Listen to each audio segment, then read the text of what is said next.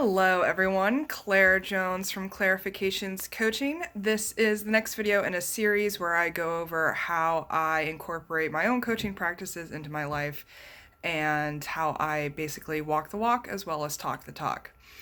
So today I was planning on going over some more of my positive affirmations practice, but I kind of have something else on my mind that I can't move past at the moment. So I thought I'd talk through it with you guys and see what you think.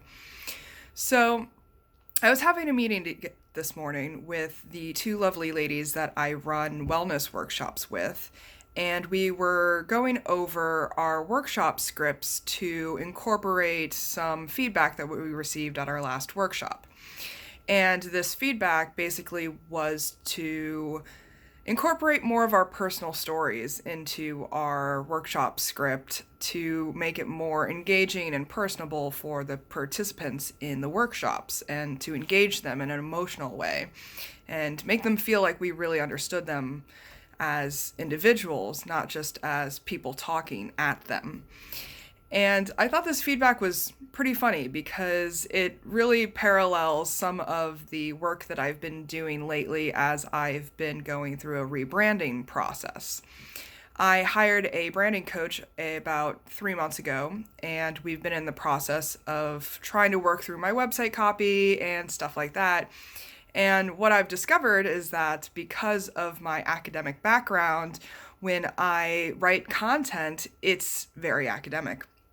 I use a lot of big words, I explain a lot, and it's basically like a lecture, which is not a good way to connect emotionally with my audiences. And through the branding process, we've been working on how to incorporate my own vulnerable stories and my own hero's journey into my content to make it more engaging for my audiences.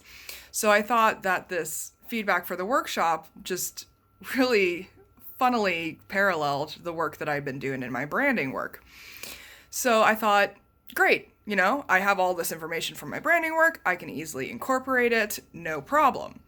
And then we sat down this morning at the meeting, and the two ladies that are my colleagues for the workshops were basically like, nope, still not personal enough. And I was like, what do you mean it's not personal enough? I talk about how my problems and my struggles and how I got past that. And they're like, no, you need to actually describe what you were experiencing before the turning point and after the turning point. What was your aha moment that you had as you were going through this process and how you can help others through this aha moment.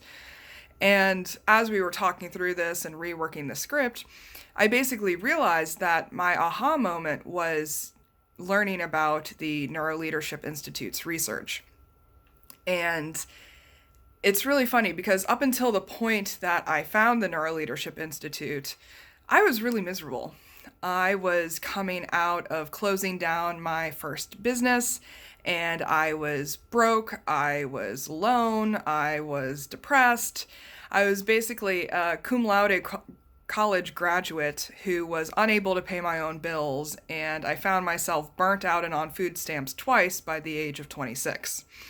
And it was a very dark time in my life because I didn't have much social support at the time. I was living alone. I was basically eating beans and rice for dinner every night, and I was lonely. I was depressed. I was just really feeling worthless. I just felt like I had nothing more to give to the world. My first business was an absolute failure, and that there was nothing valuable about me that I could offer to anyone because no one was willing to hire me for anything else as well that was above minimum wage. And I was unable to pay my bills at the time. And it was a really dark night. So that's when I came across the Neuroleadership Institute. I was doing research for the company that I was working with at the time to help them with their leadership management issues that they were having in the company.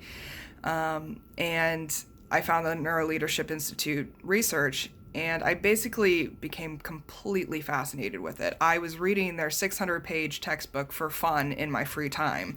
That's how fascinating I found it. And I was learning things about how the brain actually worked, and I found that so enlightening because I was learning about what biases influence us, what influences our communications and motivation styles? What individual sensitivities do you run into? How do you self-regulate yourself in those processes? How do you balance your life in a way that helps your brain function optimally? What's that work-life balance look like? What does that look like in work scenarios when you're trying to perform at your best, but not really necessarily encouraged to take care of yourself at the same time?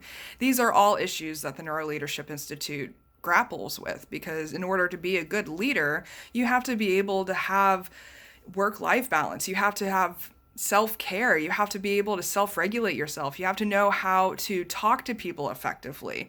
What are their triggers? What are their sensitivities? And can you communicate with them and motivate them in a way that doesn't trigger them or doesn't make them upset at you, or where you're not stepping on any toes? It's all of these delicate issues that for years and years, people have been thinking were soft skills of leadership. And you couldn't really define it, couldn't really quantify it. But then the Neuroleadership Institute comes in and they're like, hey, there's brain science to back all of this stuff up. We can show you how the brain actually works in these scenarios. And they were able to quantify it and explain it. And I just absolutely found it fascinating. So that was my aha moment. And I was like, I need to go further with this. I really want to go there with this stuff. And so I found that they had a neuroleadership program, which I promptly signed up for. And it was during this program that I realized that coaching was really where I wanted to go with this, because I had been down this small business development route for a little while, coming out of closing down my first business and helping other small businesses with it. But I really found the personal development aspect a lot more fascinating than, say, cash flows or the business development side of things. And I realized that all of these tools that I was learning through the Neuroleadership Institute could help so many people. And I really wanted to bring that gift to other people as well, which is why I incorporate their frameworks into my practices for my business right now, because it really helps people.